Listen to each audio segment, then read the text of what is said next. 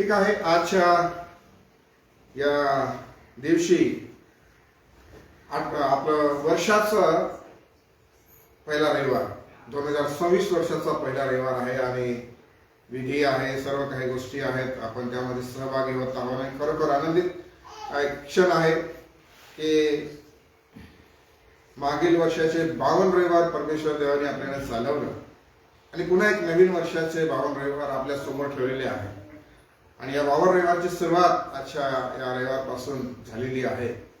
आणि खरोखर प्रभू या रविवारच्या भक्तींमध्ये येणाऱ्या दिवसांमध्ये वर्षभर प्रभू तुम्हाला सहाय्य करेल आणि आशीर्वादित देखील करेल.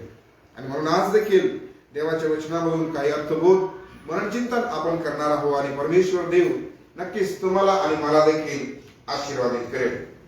देवाच्या वचनाकडे आपण जाणार आहोत.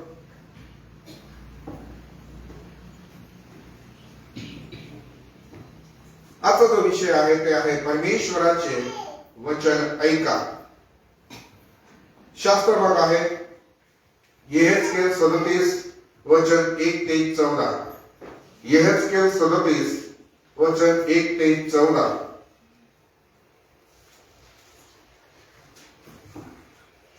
आपल्यासाठी मी वाचतो. परमेश्वराचा वरदस्त माझ्यावर आला आणि परमेश्वराचा आत्म्याला स्फूर्ती होऊन त्याने मला उचलले व खोऱ्यात नेऊन ठेवले. तेथे 35 तस्ती होत्या. त्याने मला त्यांच्यामधून चहूकडून फिरवले. तेव्हा पहा, त्या खोऱ्याच्या जमिनीवर पुष्कळ तस्ती होत्या. त्या अतिशुष्क होत्या. मग तो मला म्हणाला, मानवपुत्रा, या अस्थी सजीव होतील काय?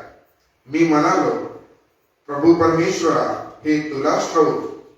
तेव्हा तो मला म्हणाला, या अस्थींविषयी संदेश देऊन त्यांना म्हण, शुष्क अस्थींनो, परमेश्वराचे वचन ऐका. प्रभू परमेश्वर या अस्थींना म्हणतो, पहा, मी तुमच्यात श्वास घालतो म्हणजे तुम्ही सजीव व्हाल. मी तुम्हाला स्नायू लावी, तुमच्यावर मांस चढवी, तुम्हाला त्वचेने आच्छादी, तुमच्या श्वास घाली म्हणजे तुम्ही सजीव व्हाल आणि तुम्हाला समजेल की मी परमेश्वर आहे. तर असा हा शास्त्र भाग आहे आणि प्रभूचा एक संदेश यहेजकेलाकडे येतो आणि प्रभू त्याला एका शुष्क अस्थींच्या खोऱ्यामध्ये दरीमध्ये घेऊन जातो. आणि म्हणून या ठिकाणी जो संदेश आहे तो संदेश ऐकण्यासाठी परमेश्वर देव सांगतो आहे. आणि त्याने म्हटलेलं आहे की या अस्थींविषयी संदेश देऊन त्यांना म्हण की शुष्क अस्थींनो, परमेश्वराचे वचन ऐका. परमेश्वराचं वचन ऐकणं किती मौल्यवान आहे, किती गरजेचं आहे हे तुम्हाला आम्हाला चांगलं माहिती आहे. त्याचा अनुभव परमेश्वर देवाने आपल्याला दिलेला आहे. आणि जेव्हा जेव्हा आपण देवाच्या वचनामधून या गोष्टी ऐकतो तेव्हा नेहमीच प्रभू त्याच्या वचनामधून ते धैर्य, ते सामर्थ्य, ते मार्गदर्शन आम्हाला देतो. आणि आजही देवाच्या वचनाकडे पाहत असताना प्रभू आम्हाला शिकवतो की देवाचे वचन ऐकणं किती महत्वाचं आहे. आज या गोष्टी पाहत असताना, समजून घेण्याचा प्रयत्न करत असताना आम्हाला बघायचं आहे की या दृष्टांतांच्या वेळी प्रभू आम्हाला काय शिकवतो आहे. असं काही ऐतिहासिक पुरावे थोडक्यात तुमच्या समोर मांडतो. जे इस्रायलचे लोक होते ते बाबेलच्या बंदिवासात होते जेव्हा हा संदेश दिला गेला. आपल्या पापी कृत्याचा एक परिणाम ते भोगत होते, कारण त्यांनी पाप केलं होतं. वारंवार यिर्मया संदेष्टाच्या द्वारे त्यांना सांगितलं गेलं, परंतु ते आपल्या पापी कृत्यांमुळे फिरले नाही, पाप करत राहिले. आणि म्हणून त्यांना बंदिवासात जावं लागलं, बाबेलच्या बंदिवासामध्ये. आणि ज्या कृत्यामुळे देशात मूर्तिपूजा, बंडखोरी पसरली होती आणि देवाचं नाव अपमानास्पद त्या ठिकाणी ठरवलं गेलं होतं. एवढंच नाही तर देवाने मूर्तिपूजा आणि आपल्या विरुद्धच्या जी बंडखोरी आहे, पापासाठी इस्रायलावर न्यायनिवाडा करण्यासाठी बाबेलचा उपयोग केला असं आम्हाला या ठिकाणी पाहायला मिळेल. आणि हा इतिहास आहे. काय आहे? इतिहास आहे. आणि हा इतिहास जर तुम्ही बघितला या काळाचा तर इसवी सन पूर्व 607 तर 586 असे अनेक प्रसंग या ठिकाणी तुम्हाला पाहायला मिळतील, जेव्हा यहुदी लोकांच्या विविध गटांना बाबेलमध्ये बंदी बनवून नेण्यात आले होते. आणि तुम्हाला माहिती आहे शद्रक, मेशक, अबेदनगो यांच्याविषयी देखील याच ठिकाणी तुम्हाला पाहायला मिळेल. एक महत्वाचा टप्पा हा आहे. आणि म्हणून त्याला वेगवेगळ्या विविध गटांना बाबेलमध्ये बंदी बनवून नेण्यात आले. नंतर पवित्र शास्त्रामध्ये केलेल्या भविष्यवाणीनुसार 70 वर्षाच्या बंदिवासानंतर यहुदी लोकांना येरुशलेमला परत येण्याची परवानगी मिळाली.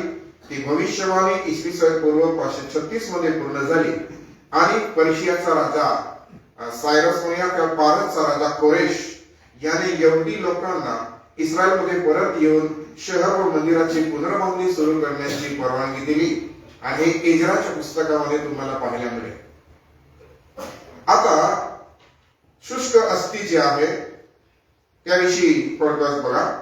येहेजकेल विखुरलेल्या कोरड्या हाडांची दरी पाहतो, जी इस्रायलच्या निर्वासित अवस्थेतील निराशाजनक मृत स्थितीचे प्रतीक आहे. आणि देव त्याला संदेश देण्याची आज्ञा देतो. हाडे, मांस आणि श्वास एकत्र आणतो. राष्ट्रीय पुनश्चयित आणि पुनरुज्जीवन दर्शवितो. विश्वासातील आशा आणि पुनरुत्थानाचे एक शक्तिशाली रूपक असं हे चित्र या ठिकाणी तुम्हाला पाहायला मिळेल. आणि मग शुष्क अस्थी जर या ठिकाणी आहेत तर त्या ठिकाणी प्रभू एक अद्भुत कार्य त्यांना दाखवत आहे, सांगत आहे. आणि हे कशासाठी आहे तर इस्रायलच्या मंडामुळे म्हणूया, इस्रायलच्या पापामुळे म्हणूया, त्यांची अवस्था जी आहे त्यामुळे हे आहे.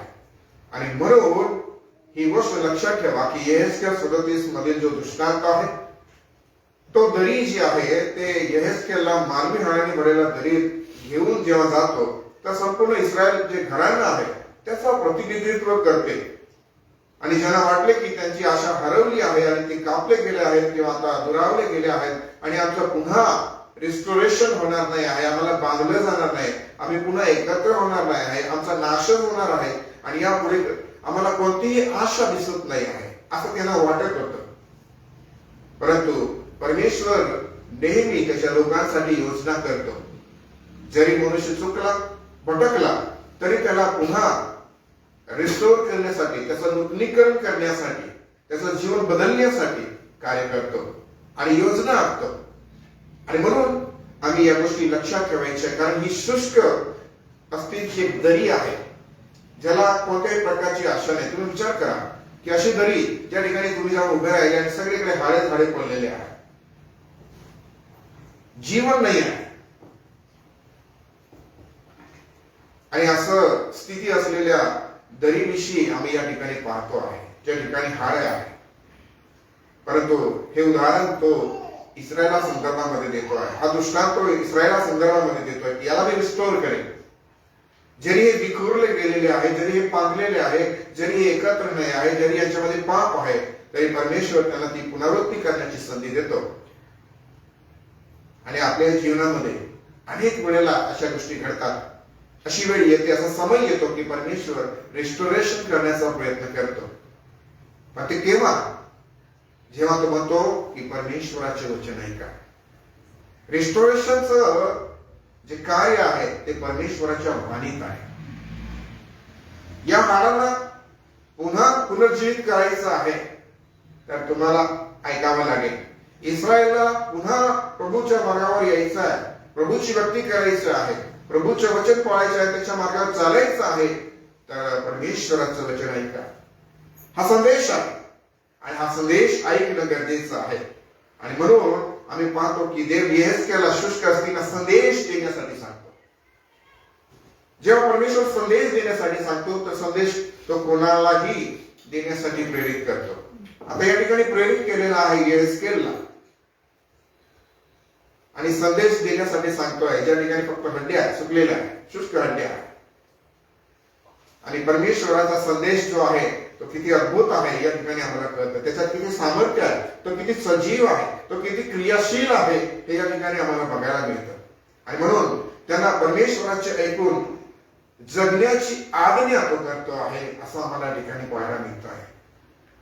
त्यांना पुन्हा त्या सजीवपणामध्ये आणण्यासाठी तो संदेश देतो आहे असं आम्हाला या ठिकाणी पाहायला मिळतं. आता याच्यात काही गोष्टी आहेत, पुढे आम्ही ते बघणार आहोत. हे थोडक्यात मी तुम्हाला सांगत आहे. ठीक आहे. येहेजकेल बोलत असताना हाडे थरथरतात. संदेश तो देत आहे, हाडे थरथरायला लागले कारण भूमिकंप झाला, वारा सुटला आणि परमेश्वराचं अद्भुत कार्य त्या ठिकाणी आम्हाला पाहायला मिळतं. म्हणून हाडे थरथरतात. हाडे विखुरलेली आहे. एका माणसाला मध्ये भरपूर हाडे असतात आणि इकडे तिकडे पडलेली आहे ती हाडे. प्रभूने संदेश दिला त्याच्या येहेजकेल या भविष्यवक्त्याच्या द्वारे, तर ती हाडे ज्या व्यक्तीची आहे त्या व्यक्तीकडे येत आहे, एकत्र होत आहे. ते एकत्र येतात, ते जुळतात, शरीर तयार करतात आणि श्वास त्याच्यामध्ये टाकला जातो आणि त्याचं एक विशाल सैन्य तयार होतं जे देवाच्या लोकांना पुन्हा सहित करण्याची शक्ती दर्शवतं की परमेश्वर हे कार्य करू शकतो, परमेश्वर हे कार्य सिद्धीस नेऊ शकतो. जर तुम्हाला आशा नाही आहे तर तुम्ही यावर विश्वास करायला पाहिजे की परमेश्वराकडे हे कार्य आहे. परमेश्वर हे सामर्थ्य ठेवतो किंवा त्याच्यामध्ये ते सामर्थ्य आहे की ते सामर्थ्य अनुभवण्यासाठी आमच्या जीवनामध्ये तो अनुभव तो देऊ शकतो. पण अपेक्षा करतो तो, जसं मी तुम्हाला नवीन वर्षाच्या दिवशी तुम्हाला सांगितलं की प्रभू एखाद्या गोष्टीची अपेक्षा करतो, तसं या ठिकाणी एवढीच अपेक्षा आहे की परमेश्वराचे वचन ऐका. जर ऐकणं आहे तर बघा हाडामध्ये जीवन नाही आहे, पण परमेश्वराचं वचन आहे आणि परमेश्वराची इच्छा आहे की त्या जीवन नसलेल्या हड्ड्यांनी पण ऐकावं.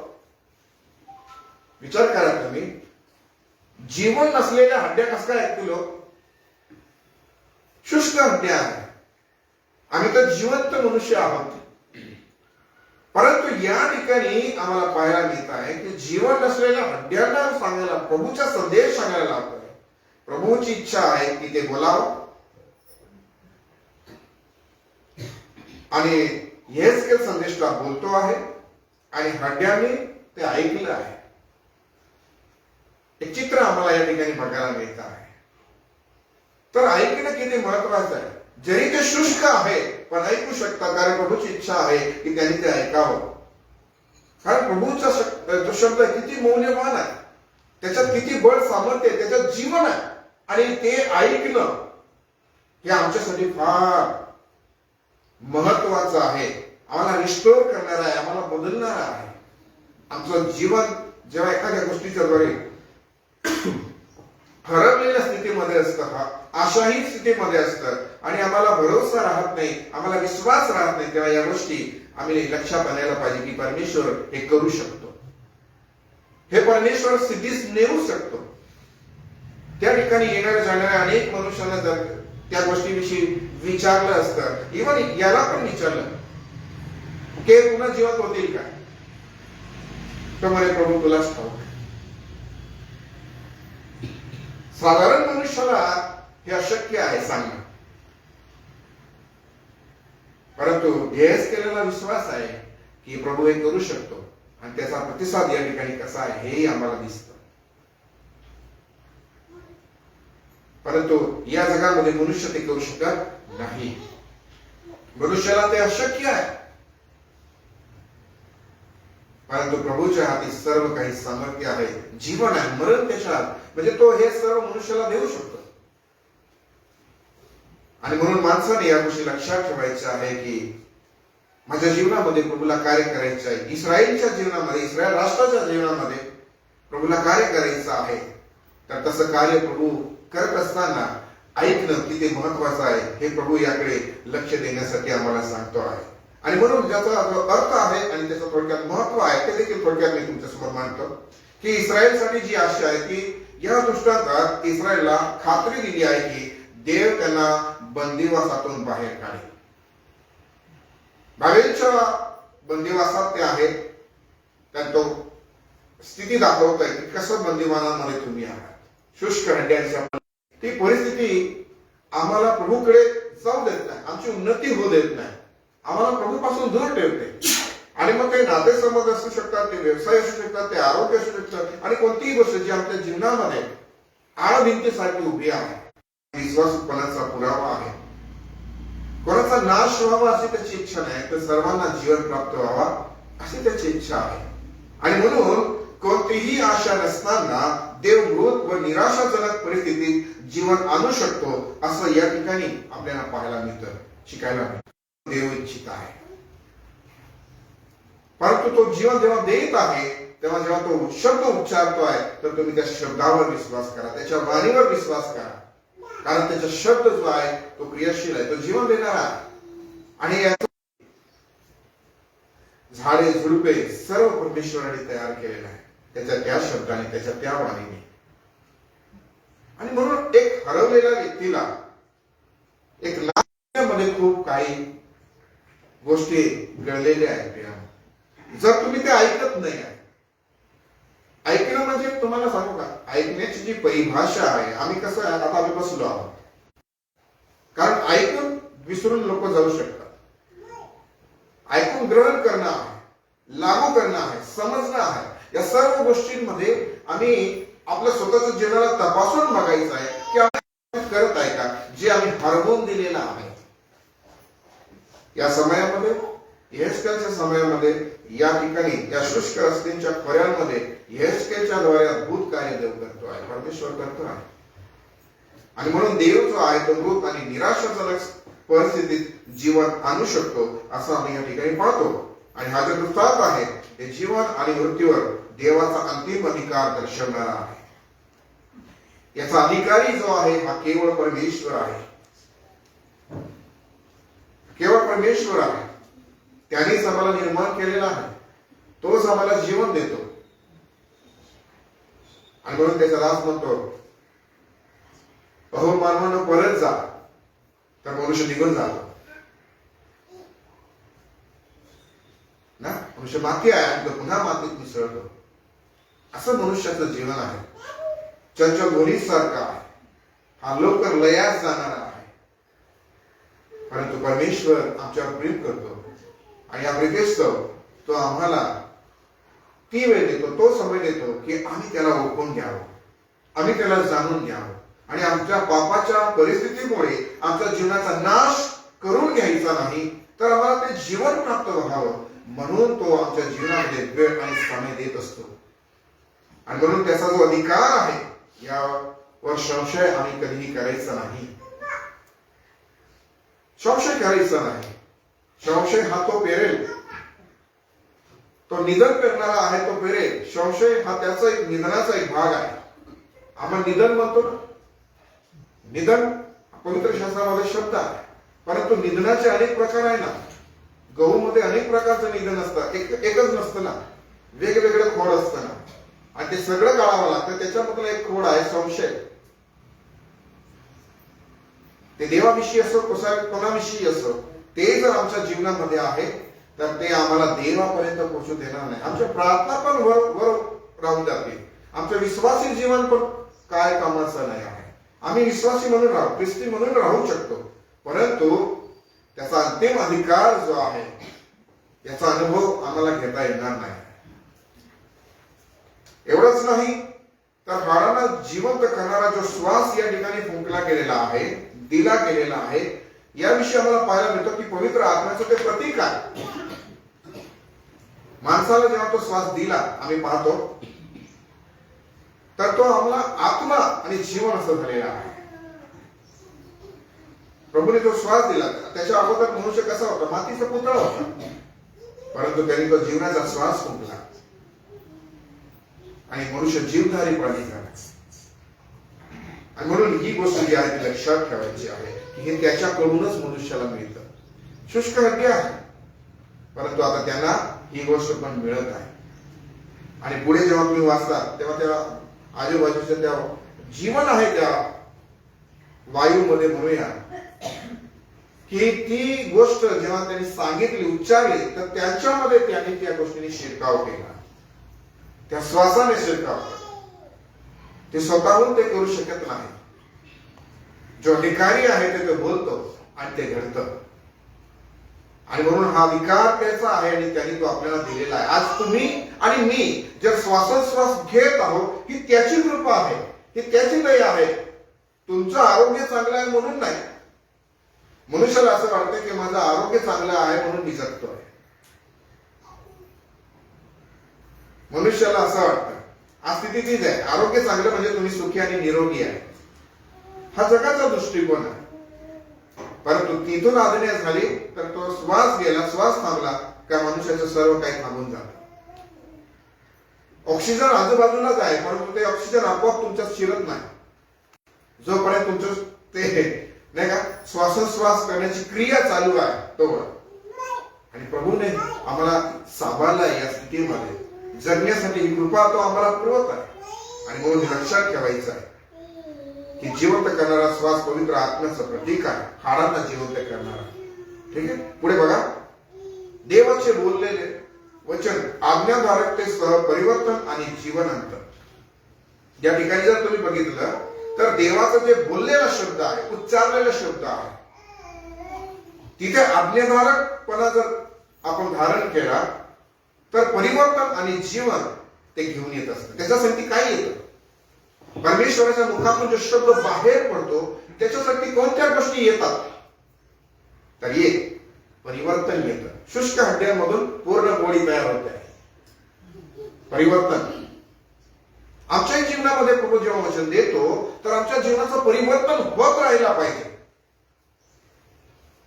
आमच्याकडे प्रभूचे वचन आहे पण परिवर्तन जे आहे ना ते फार आम्हाला पाहायला मिळत नाही. परिवर्तन किती महत्वाचं आहे. कोणत्याही गोष्टीचं परिवर्तन होते ना प्रिया. तुम्ही शेतीवाडी करणारे लोक आहे, तुमच्या आजूबाजूला झाडं आहे. बालपणापासून ज्या वृक्षांना तुम्ही बघितले ते वृक्ष तसेच आहे का? बदललेले आहे. शेतीवाडी करतो आपण, लहानच्या अंकुरापासून लहानच्या बीज जे पेरलं जातं त्याच्या कोंब फुटण्यापासून तर त्याचं फळ देण्यापर्यंत आपण त्याचं परिवर्तन बघतो. आमच्याही जीवनामध्ये, विश्वासी जीवनामध्ये परिवर्तनाची गरज असते. आणि एक विश्वासाची सुरुवात जेव्हा आम्ही करतो, प्रभूचा स्वीकार जेव्हा करतो आणि बप्तिस्मा घेतो आणि प्रभूच्या मार्गावर एक मंडळीमध्ये राहून जीवन जगण्याचा प्रयत्न करतो, तेव्हा देखील ही गोष्ट किती महत्वाची आहे की मी त्या समयापासून या समयापर्यंत किती परिवर्तित झालो आहे, किती मी प्रभूला अधिक जवळून ओळखून घेतलेला आहे, किती मी प्रभूच्या सहवासामध्ये अधिक जवळ आलेलो आहे. हेच तर परिवर्तन आहे. जर विश्वासी जीवनामध्ये मला प्रभूच्या जवळ जाता येत नाही तर हे विश्वासी जीवन नाही आहे, हे परिवर्तन नाही आहे. परिवर्तन काय आहे? या शुष्क हड्ड्यांना मांस चढलेला आहे, यांना त्वचा आलेली आहे. हड्ड्या आहे ना त्या शुष्क आहे, विखुरलेले आहे, परंतु त्यांना प्रभू एक करून एक शरीर, तुमच्या आमचं शरीर त्या ठिकाणी दाखवते की रिस्टोर करतो आहे, तयार करतो आहे. आणि एवढंच नाही तर त्याच्यात जीवन देतो आहे. आणि ते जेव्हा आम्ही प्रभूकडून पाहतो, नवीन करारामध्ये पाहतो, तर ख्रिस्तामध्ये हे जीवन आम्हाला पाहायला मिळतं. कारण तो सर्व कोणाचा नाश व्हावा असेल तर त्याला सार्वकालिक जीवन मिळावं, तेव्हा जीवन मिळावं म्हणून तो आला आहे. आणि हे जीवन जे आहे त्याने आम्हाला दिलेलं आहे. परंतु हे या ठिकाणी पाहत असताना आम्हाला माहिती आहे की प्रभूचं वचन काय घेऊन येतं? परिवर्तन आणि जीवन घेऊन येत असतं. ख्रिस्ती जीवन जगण्यासाठी देवाच्या वचनाचं बोल खूप मोठा आहे. परिवर्तन होत आहे तर आमचं जगणं कशामुळे आहे माहिती? वचनामुळे आहे. परिवर्तन वचनाने केलं आहे आणि जगणं ही वचनामुळे आहे. मनुष्य केवळ काय म्हटलं? मनुष्य केवळ कशाने जगेल? कशाने जगेल? देवाच्या मुखातून निघणाऱ्या या जगात अन्न, वस्त्र, निवारा या मूलभूत गोष्टी आहेत. अन्न सेवन करणं माणसासाठी महत्वाचं आहे, या शरीराला जिवंत ठेवण्यासाठी. परंतु प्रभू म्हणतो मनुष्य कशाने जगेल? प्रभूच्या मुखातून निघणाऱ्या शब्दाने, प्रत्येक शब्दाने असं म्हटलेलं तू जगेल. आणि म्हणून जगणं फार महत्वाचं आहे. प्रभू मला तू दाखवलेल्या मार्गानुसार, तुझ्या विश्वासानुसार मला जीवन जगायचं तर मी जगायला पाहिजे. कोणतीही आशा नसताना हे जीवन देणारं वचन फार महत्वाचं आहे. म्हणून परमेश्वराचे वचन आहे का त्याला ग्रहण करा आणि आपल्या जीवनामध्ये त्याला परिवर्तित जो अनुभव दिलेला आहे त्यानुसार जीवन जगण्याचा प्रयत्न आपण करत राहिला पाहिजे. कारण ही पुनर्रचना जी आहे ही एकीकरणाकडे निर्देश करत असते. एकीकरण या ठिकाणी आम्हाला दिसतं. हे एकीकरण आहे. आणि हीच गोष्ट जेव्हा आम्ही नवीन करणामध्ये ख्रिस्तामध्ये बघतो तर ख्रिस्तामध्ये आम्ही एक शरीर आहोत. ख्रिस्तामध्ये आम्ही एक शरीर आहोत. देव त्याच्या वधूला घ्यायला येणार हे सगळ्यांनाच माहिती आहे. देव त्याच्या मंडळीला घ्यायला येणार हे सगळ्यांना माहिती आहे. आणि आम्ही ख्रिस्तामध्ये सर्व एक आहोत. आमचं एकीकरण परमेश्वराने केलेलं आहे. जसं शुष्क हड्ड्यांना एक केलं, एक शरीर केलं. तो शीर आहे नाही का, तो मस्तक आहे आणि आम्ही त्याचे अवयव आहोत. आम्ही भिन्न आहे, वेगवेगळे जरी असले परंतु आम्ही एक शरीर आहोत. त्याने जोडलं आहे आम्हाला. तर ख्रिस्ताचं शरीर म्हणून आम्ही एक असं राहायला पाहिजे. त्याच्यात तेव्हा जीवन आहे, तेव्हा त्याच्यामध्ये जीवन आहे. ते विखुरलेलं आहे, तोवर मृत आहे. लक्षात घ्या, मंडळी जर विखुरली तर ती कशी आहे? मृत आहे. एकत्र राहा, संघटित राहा. प्रभूने एकत्र केला. ख्रिस्तामध्ये मंडळीला एकत्र केलाय. विखुरलेलं राहू नका. जर तुम्ही विखुरलेले राहाल तर तुम्ही मृत व्हाल. फांदी तोडून टाकली, प्रभू उदाहरण देतो, शिकवतो. एखाद्या फांदी तोडून टाकली तर ती काय होते? वाळून जाते, सुकून जाते. तिच्यात पुन्हा त्याचा संपर्क राहत नाही आणि जीवन तिच्यात राहत नाही, ती सुकून जाते. शेवटी काय होतं? तिला विस्तवात टाकून देतात. जर तुम्ही वेगळे राहाल तर तुम्ही सुकून जाणार आहे. पण प्रभू या ठिकाणी आम्हाला शिकवतोय, कोणती आशा नसताना, की तुम्हाला प्रभूने या मंडळीला जाईल जिला तो घ्यायला येणार आहे त्या मंडळीमध्ये ख्रिस्तामध्ये एक केला आहे. तर तुम्ही त्या एकीकरणाकडे महत्व द्या. त्या एकतेला महत्व द्या. ख्रिस्तामध्ये एक शरीर असं. अजून पहा, आम्ही योग्य प्रतिसाद त्या ठिकाणी द्यायला पाहिजे. येस केल्याने पण चांगला प्रतिसाद या ठिकाणी दिलेला आहे. मार्ग स्पष्ट नसतानाही देवावर विश्वास ठेवण्याचे एक आदर्श उदाहरण आम्हाला या ठिकाणी येहेस्केलच्या जीवनामध्ये पाहायला मिळतं. है ना? त्याला काय म्हटलं होतं? मानवपुत्रा, या अस्थी सजीव होतील काय? काय म्हटलं त्याला? मानवपुत्रा, या अस्थी सजीव होतील काय? मी म्हणालो, प्रभू परमेश्वरा, हे तुलाच ठाऊक.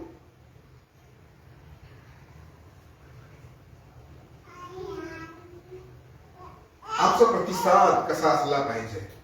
ज्यावेळेस जीवन आपण जगतो तेव्हा, प्रभूचा संदेश आपल्याकडे येतो तेव्हा पहिला संदेश याच्याकडे, पहिला प्रश्न याच्याकडेच आला, हे होईल का?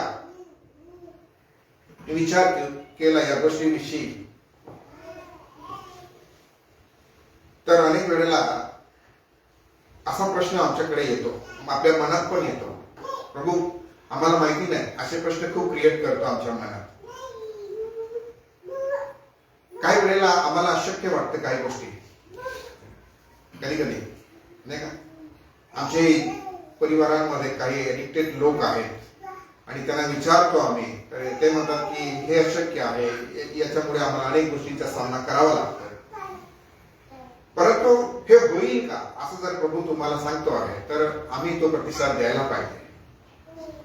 हे होईल का? कारण हे होऊ शकतं जर आम्ही त्याला योग्य प्रतिसाद दिला तर. एखाद्या स्थितीतून बाहेर पडण्यासाठी, निराशाजनक परिस्थितीतून बाहेर पडण्यासाठी, आशा नसलेल्या परिस्थितीतून बाहेर पडण्यासाठी, जे तुम्हाला अशक्य वाटते अशा स्थितीतून बाहेर पडण्यासाठी हे होईल का असं जर प्रभू म्हणतोय तर होऊ शकतं. होणार नाही असं म्हणणार तर कसं काय? जे येहेस्केलला बघायला दाखवाय किंवा जे येहेस्केलला बघायला मिळालेलं आहे ते जर इथंच तरी होणार नाही सांगून दिलं असतं तर काय झालं असतं?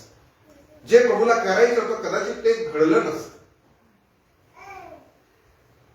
परंतु प्रभूला करायचं आहे. प्रभू आमच्यावर प्रेम करतो, परमेश्वर आमच्यावर प्रेम करतो आणि तो नेहमी हीच अपेक्षा करतो की मनुष्याला जीवन मिळावं. आणि ते पण असं नाही का बहुतायचे असं म्हणतात नाही का, ते अति प्रमाणामुळे ते आम्हाला तो ख्रिस्तामध्ये ते जीवन दिलं, विश्वासाचं जीवन. आणि म्हणून परमेश्वराला हे ठाऊक आहे की त्याला काय करायचं आहे. त्याला आम्हाला सांगायची गरज नाही. फक्त ते करण्यासाठी प्रभू आम्हाला म्हणतो की यावर विश्वास कर, हे वचन ऐक. आणि म्हणून शुष्क हड्ड्यांना तो संदेश तो देतोय. इस्रायलाला पण तेच तीच वेळ, तोच समय आहे रिस्टोर करण्यासाठी, त्या बाबेलच्या बंदिवासामधून आता प्रभू काढणार आहे. 70 वर्ष ते बंदिवासामध्ये आहे, परंतु प्रभू आता त्यांना तिथून बाहेर काढणार आहे. आणि म्हणून आम्ही काही शास्त्र भाग आहे ते वाचणार आहोत. बघा, इब्री लोकासपत्र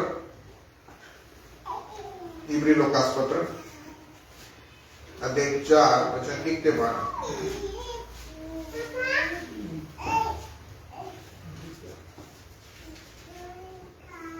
वचन 12 असं म्हणते की देवाचं वचन सजीव, सक्रिय आणि कोणत्याही दुधारी तलवारीपेक्षा तीक्ष्ण असून जीव व आत्मा, सांधे व मज्जा यांना भेदून आरपार जाणारे आणि मनातील विचार व हेतू यांचे परीक्षक असे आहे. एखादी गोष्ट जर तुम्हाला जोडायला सांगितली ना, आपल्याला जोडायला सांगितली, तर आपण नट बोल्ट लावतो, खेळ बघतो जोडण्यासाठी. प्रभूचा शब्दच काम करून घेतो रिस्टोर करण्यासाठी. जोडण्यासाठी तो अशी डागडुगी नाही. याला आपण काहीतरी झालं, ऍक्सिडेंट जरी झालं, लोकांना नाही का आपण स्टिचिंग करून देतो, टाके मारून देतो म्हणतो तसं. पण प्रभू जेव्हा काम करतोय तर त्या ठिकाणी तसं काम नाही आहे. पुन्हा त्यांच्यामध्ये ते जीवन तो आणतोय, तर कसं ते पाहायला मिळत आहे. जे तुम्ही गमवला, त्या हड्ड्याने जे गमवला, ते पुन्हा त्यांना ते मिळत आहे. त्याच्यावर असलेलं शरीर, मांस, सर्व त्यांना ते पुन्हा मिळत आहे. आम्ही अनेक वेळेला खूप काही गोष्टी बनवून बसतो, परंतु प्रभूची इच्छा आहे की आम्ही अशाही परिस्थितीत पडू जायचं नाही, तर तिथून ते मिळवून घेण्यासाठी प्रभूचे वचन आम्ही ऐकायला पाहिजे. आणि म्हणून या ठिकाणी आम्हाला काय पाहायला मिळत आहे बघा. आता या ठिकाणी काही गोष्टी आहेत. शेवटपर्यंत विश्वासयोग्य राहण्याविषयी जेव्हा तो अध्याय 3 मध्ये म्हणतो, तर त्याचं 19 वचन असं म्हणतात की अविश्वासामुळे त्यांना आत येता आले नाही. बरोबर, अविश्वासामुळे आत येता आले. म्हणून असं म्हणतो की त्याच्या विसाव्यात येण्याविषयी वचन अद्यापि देऊन ठेवले आहे. यामुळे तुमच्यातील कोणी त्याला अंतरल्यासारखे दिसू नये म्हणून आपण भिवून वागू, कारण त्यांच्यासारखी आपल्यालाही सुवार्ता सांगण्यात आली आहे. बरोबर, संदेश सांगण्यात आले, सुवार्ता सांगण्यात आले, वचन पोहोचलं आहे त्यांच्यासारखं. परंतु आम्हाला सांगा आम्ही भिवून वागू, आम्ही अंतरल्यासारखे दिसू नये. अंतरल्यासारखे दिसणं म्हणजे काय हो? कुठेतरी आपला दुरावा प्रभू सांगते आहे. अंतरल्यासारखे, मी तुम्हाला सांगतो ना, प्रभूच्या वचनापासून अंतर कधीच तुम्ही देऊ नका. वचन इतकं मौल्यवान आहे की त्याची किंमत आम्हाला चुकवता येणार नाही. ते आम्हाला मिळतं ही खूप मोठी गोष्ट आहे. ते आमच्या घरात लेखी स्वरूपामध्ये ही देखील खूप मोठी गोष्ट आहे. आणि वेगवेगळ्या माध्यमांच्या द्वारे ते उपलब्ध आहे, ही देखील खूप मोठी गोष्ट आहे. परंतु आपण त्याला अवॉइड करतो, अंतरल्यासारखं वागतो. एक दुरावा आमच्यामध्ये पाहायला मिळतो, दुर्लक्ष केल्यासारखं आमचं जीवन असतं. परंतु आम्ही तसं करायचं नाही आहे, तर आपण त्याला भिवून वागायचं आहे. रिस्पेक्ट करायचं, त्याचा आदर करायचा, प्रभूच्या वचनाचा आदर करायचा. ही प्रभूची वाणी आहे, तर आम्ही भिवून वागायचं. एवढंच नाही तर इथे म्हटलंय, परंतु ऐकलेले वचन त्यांना लाभदायक झाले नाही असं म्हटलं आहे. सुवार्ता सांगितली गेली, वचन दिलं गेलं, पण लाभदायक झालं नाही. वचन हे लाभदायी होणार आहे. वचन कसं आहे? लाभदायी आहे. प्रभूचं वचन पोहोचलं, संदेश पोहोचला, हड्ड्या रिस्टोर झाल्या, मार्ग चाललं आणि व्यक्तिमत्वामध्ये ते घडलेले आहे, तयार झालेले आहे. तर आम्ही पाहतो हे लाभदायक झालं, क्रियाशील झालं, लाभ झाला, त्या हड्ड्यांचा लाभ झाला. ते आता एक व्यक्ती म्हणून आहे, नाही का? आणि म्हणून ही गोष्ट आहे की मी जेव्हा प्रभूचं वचन ऐकतो, वाचतो, तेव्हा ते मला कसं असलं पाहिजे? लाभ प्राप्त करून देणार असलं पाहिजे. लाभ, आणि लाभ तेव्हाच प्राप्त होईल जेव्हा तुमच्यात बदल दिसेल. मला याचा लाभ झाला आहे हे केव्हा कळेल, केव्हा समजेल? जेव्हा माझ्यात बदल दिसेल, परिवर्तन दिसेल. आम्ही वाचतो खरं, आमच्या घरात पवित्र शास्त्र आहे खरं, पण बदल कुठे आहे का? परिवर्तन कुठे आहे का? नाही. म्हणजे लाभ आमच्यापासून दूर आहे. वचन आमच्याकडे आहे परंतु लाभ नाही आहे.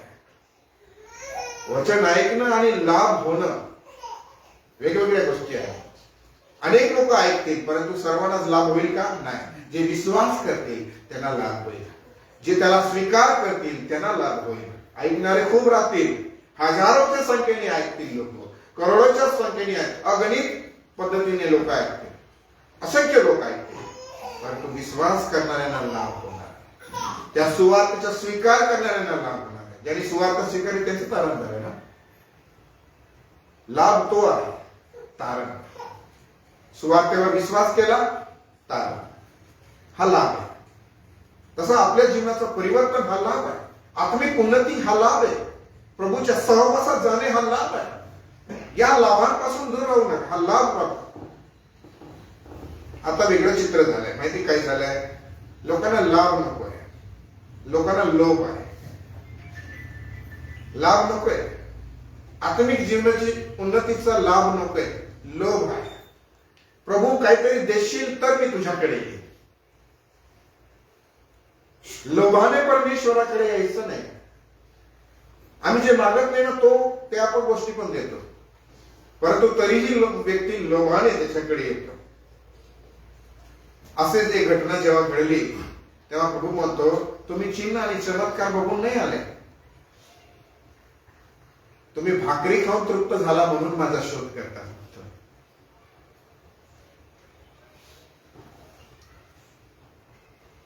माझा शोध तुम्ही मी जीवन देतो आहे यासाठी केला असता तर मला बरं वाटलं असतं, पण तुम्ही भाकरी खाऊन तृप्त झाला म्हणून माझा शोध करतात. म्हणजे पुन्हा मला काम करायची गरज नाही, प्रभू तू भाकर देतच राहा मला.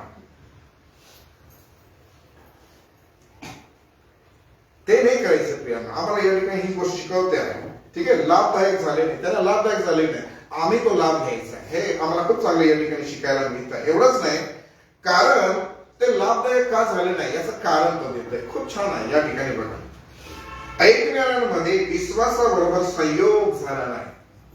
जेव्हा तुम्ही ऐकता तेव्हा विश्वासाबरोबर काय व्हायला पाहिजे? संयोग.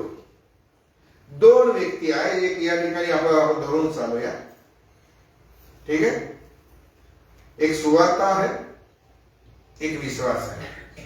या दोन लोकांची भेट होणं गरजेची आहे. सुवार्ता आपल्या मार्गाने चालली आहे, सुवार्ता आपल्या मार्गाने चालली आहे. सुवार्ता कोणी अडवत नाही, ती बरोबर चालू आहे. पण जोपर्यंत विश्वासाचा संयोग होत नाही आहे, भेट होत नाही आहे, तोपर्यंत लाभ होणार नाही आहे. म्हणून वार्ता वचन आमच्याकडे येतो आहे तर आम्ही पाहतो आहे की प्रभू रिस्टोर करतो आहे. त्याने वचन ऐकलं आहे, विश्वासाचे संयोग झालेला आहे म्हणून ते कार्य झालेलं आहे. आमचं तारण तसंच झालंय. जरी आमच्या तारणाचा आम्हाला पुरावा देता येत नाही, सांगता येत नाही, पण या गोष्टी ज्या आहे आम्हाला सांगतात, बळ देतात की आमचं रिस्टोरेशन, आमचं नूतनीकरण, आमच्या पापाची क्षमा कशी झाली आहे. आम्ही त्या सुवार्तेवर विश्वास ठेवलेला आहे. आणि विश्वास ठेवला तर काय झालं? त्याचा संयोग झाला म्हणून विश्वास ठेवला. आणि म्हणून प्रियांनी ही गोष्ट लक्षात ठेवायची आहे जे या ठिकाणी सांगितलं जात आहे. आता विषयाविषयी या ठिकाणी सांगितलं जात आहे. आता असं म्हणते वचनचा, कोणीतरी त्यात यायचे होते ते राहिले आहे, आणि ज्यांना पूर्वी सुवार्ता सांगण्यात आली होती ते अवज्ञेमुळे त्यात आले नाही, म्हणून तो पुन्हा आज हा दिवस ठरवतो. आणि अगोदर सांगितल्याप्रमाणे इतक्या काळानंतर तो दाविदाच्या द्वारे म्हणतो की आज जर तुम्ही त्याची वाणी ऐकाल तर आपली मने कठीण करू नका. म्हणून पहिल्या दिवशी मी तुम्हाला मनाविषयी, तुमच्या मनात काय आहे याविषयी तुम्हाला मी सांगितलं. जेव्हा तुम्ही त्याची वाणी ऐकाल तेव्हा आपलं मन जे आहे ते कठीण करू नका. कारण काही अशा गोष्टी आहेत जे राहून गेल्या आहेत, आणि त्याच गोष्टी हा लेखक पण या ठिकाणी लिहितोय की जे राहून गेलं आहे ते पुन्हा त्याची पुनरावृत्ती करू. तो दाविदाच्या द्वारे देखील बोलतो आहे, सांगतो आहे की जेव्हा तुम्ही त्याची वाणी ऐकताय तर आपलं मन जे आहे ते कठीण करू नका. जीवन देणारं वचन आमच्याकडे येत आहे.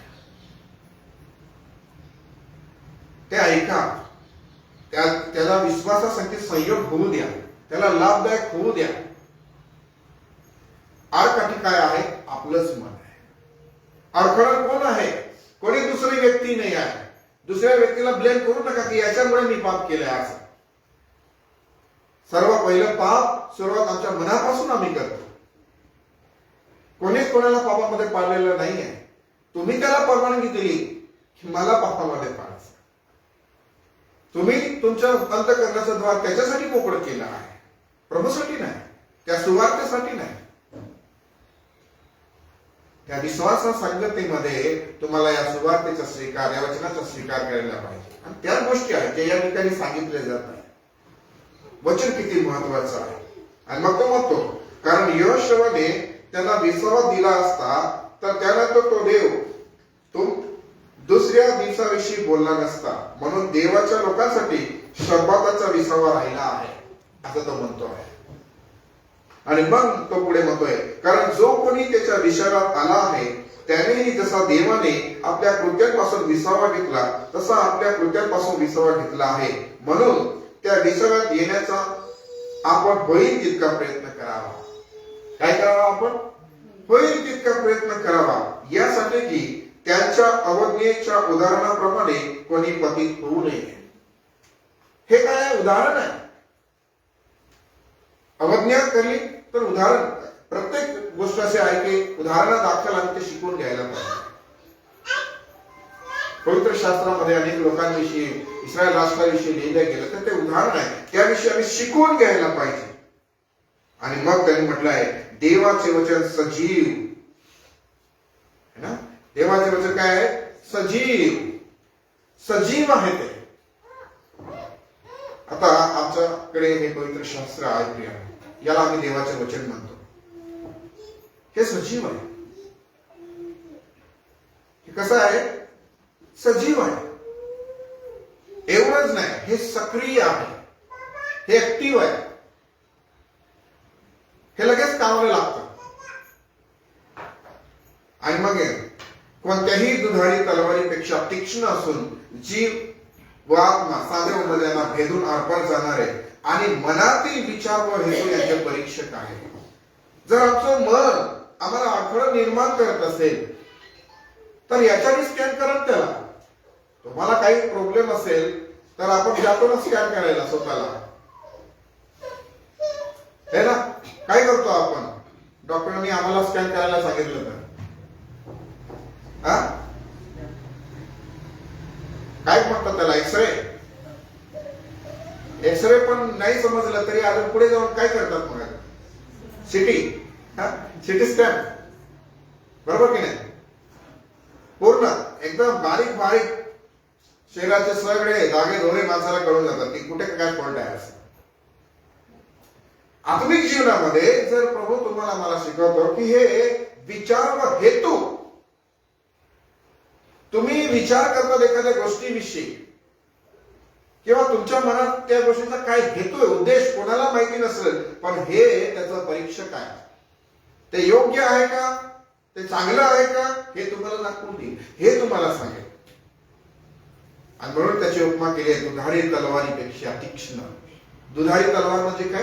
दोन्ही साईडला धार असलेली तलवार. आणि म्हणून या ठिकाणी जीव, आत्मा, साधे मज्जा यांना भेदून आरपार जाणारी आहे. आपल्याला जेव्हा आपण एक्सरे करतो ना, आपल्याला ते दिसत नाही. दिसतं का ते? किती लोक ते हे करून घेतात. ते तर मनुष्याने निर्माण केलेलं आहे. हे देवाचं वचन आहे. तुम्ही विचार करा, अशी जगात कोणतीच मशीन नाही की माणसाचे विचार आणि हेतू जाणून घेणार आहे का? नाही. पण देवाकडे आहे. परंतु ते देवाकडे आहे आणि देव ते करतो आमच्या जीवनामध्ये. अजून पहा देवाच्या वचनाविषयी काय म्हटलेलं आहे. योहान 6:22-71 मध्ये असं म्हटलेलं आहे की आत्मा हा जिवंत करणारा आहे आणि देहापासून काही लाभ नाही. मी जी वचने तुम्हाला सांगितली आहेत ती आत्मा व जीवन अशी आहेत असं म्हणतो आहे. आता प्रभू जे म्हणतो आहे या ठिकाणी की मी जे तुम्हाला सांगितले आहे ते आत्मा आणि जीवन आहेत. जी वचने मी तुम्हाला सांगितले. आता प्रभूकडे प्रभू जे बोलतो आहे ती वचन काय आहे? आत्मा आणि जीवन आहे. आता हे संपूर्ण मी तुम्ही आपण वाचायचं नाही, फक्त मी तुमच्या पाहण्यासाठी सांगतो. या ठिकाणी आम्हाला पाहायला मिळत आहे की प्रभू असं म्हणतो आहे त्या अध्यायामध्ये जीवनाच्या भाकरीविषयी. जर तुम्ही जीवनाची भाकर हा शास्त्र भाग वाचता त्या ठिकाणी 22 वचनापासून तुम्हाला पाहायला मिळेल जीवनाची भाकर. आणि तो म्हणतो आहे की तुम्ही चिन्हे पाहिलीत म्हणून नव्हे तर भाकरी खाऊन तृप्त झालात म्हणून माझा शोध करता, जे मी तुम्हाला अगोदरच सांगितलं. आणि म्हणून त्यांना तो म्हणतो की नाशवंत अन्नासाठी श्रम करू नका, श्रम करू नका. तर पिता जो देव याने ज्याच्यावर शिक्का मारला आहे तो मनुष्याचा पुत्र तुम्हाला सार्वकालिक जीवनासाठी टिकणारे अन्न देईल, त्यासाठी श्रम करा. देवाच्या वचनासाठी ते अन्न तो जर आम्हाला देतो आहे तर आम्ही श्रम करायला पाहिजे. अन्नासाठी श्रम आतापर्यंत खूप केला आहे, ते पण कोणतं? नश्वर अन्नासाठी. 6 दिवस काम केले आम्ही. किती? 6 दिवस काम केलं आम्ही नश्वर अन्नासाठी. परंतु आम्ही काय पाहतो? त्या गोष्टीला जास्त महत्व आहे. देवाच्या वचनासाठी किती श्रम आहे सांगा बरं? श्रम सांगा, श्रम. देवाच्या वचनासाठी मी श्रम करतो बाबा. काय श्रम आहे सांगा? घाम गाळता आहे, 8 तास तुम्ही श्रम करताय. किती? 8 तास. ज्या व्यक्तीच्या हाताखाली तुम्ही काम करता तुम्ही सांगा, तो म्हणाल हे कर रे, तुम्ही गुपचूप जाऊन ते करतात की नाही करतात? तुम्ही श्रमाविषयी सांगा. तुम्ही आम्ही अन्नासाठीच ते करतो आहे. अन्न, वस्त्र, निवारा या 3च गोष्टीसाठी आम्ही श्रम करतो आहे. ज्या व्यक्तीने आम्हाला कामा बोलवलं, शेतात जरी तुम्ही गेले, तुमच्या मर्जीने तुम्ही काम नाही करणार आहे. तिथे तुम्ही काम करणार आहे त्याच्या मर्जीने, ज्याने तुम्हाला श्रम करण्यासाठी बोलवलं आहे. आणि तुमची गरज काय आहे हे तुम्ही लक्षात घेऊन श्रमासाठी जाता. तुम्ही श्रम का केलं? कारण तुम्हाला माहिती आहे आम्हाला याची गरज आहे, म्हणून तुम्ही श्रम करण्यासाठी जाता. तुमच्याकडे भरपूर आहे, तुम्ही श्रम करायला जाणार का? मला हौस आली बाबा तगाऱ्या उचलायची असेल, हासा हौशीने कोणी काम नाही करत. त्याची परिस्थिती त्याला काम करण्यास प्रेरित करते. कदाचित भाकरीसाठी, कदाचित वस्त्रांसाठी, कदाचित लेकरांसाठी, कदाचित संसारासाठी, कदाचित घरासाठी तो श्रम करतो. हे सर्व श्रम एका बाजूला ठेवा आणि सार्वकालिक जीवनासाठी श्रम करा. ते श्रम कुठे आहे? ना तिथे घाम जात आहे, ना तिथे काय होत आहे, ना तिथे वेळ जास्त आहे, ना काय मनुष्य सार्वकालिक जीवन मिळण्यासाठी कुठे श्रम करतो? म्हणून देवाच्या वचनासाठी हे करायला पाहिजे आम्ही. आणि त्याच काही गोष्टी जेव्हा तो प्रभू वचनाविषयी सांगतो की त्याच्या वचनामध्ये जीवन आहे, तर ते वचन तुम्ही ऐकायला पाहिजे. त्या वचनाकडे आम्ही लक्ष द्यायला पाहिजे. जर तुम्ही ते पाहत नाही तर खरोखर आपली जी परिस्थिती आहे ती अवघड आहे. कारण त्याच्यापासून लाभ नाही आहे ना. तुम्ही श्रम केलं त्याचा लाभ तुम्हाला आहे ना, आहे की नाही लाभ? कारण तुम्ही त्या पैशांनी तुम्ही तुमच्यासाठी अन्नधान्य विकत घेतात आणि तुमच्या शरीराला लाभ होतो. तुम्ही ते खाता, तुम्हाला ऊर्जा प्राप्त होते आणि तुम्हाला पुढच्या दिवस जगण्यासाठी ताकद मिळते.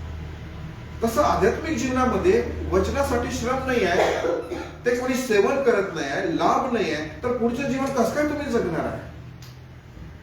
म्हणजे जो आमचं आध्यात्मिक व्यक्तिमत्व जे आहे ना ते कमकुवत, अशक्त होत चाललेलं आहे. त्याला अन्न मिळत नाहीये. ज्याला अन्न मिळत नाही ते वाळत आणि सुकत जातात. हा निसर्गाचा नियम आहे.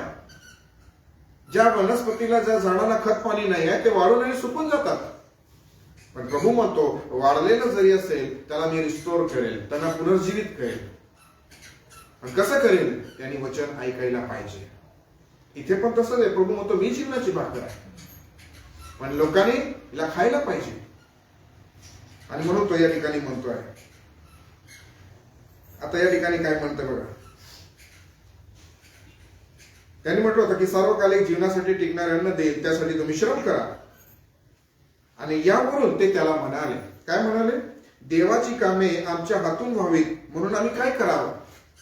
काय करायला पाहिजे मग, असं ते म्हणताय. येशूने त्यांना उत्तर दिले, देवाचे काम हेच आहे की ज्याला त्याने पाठवले त्याच्यावर तुम्ही विश्वास ठेवा. काम काय आहे बरं? बरोबर.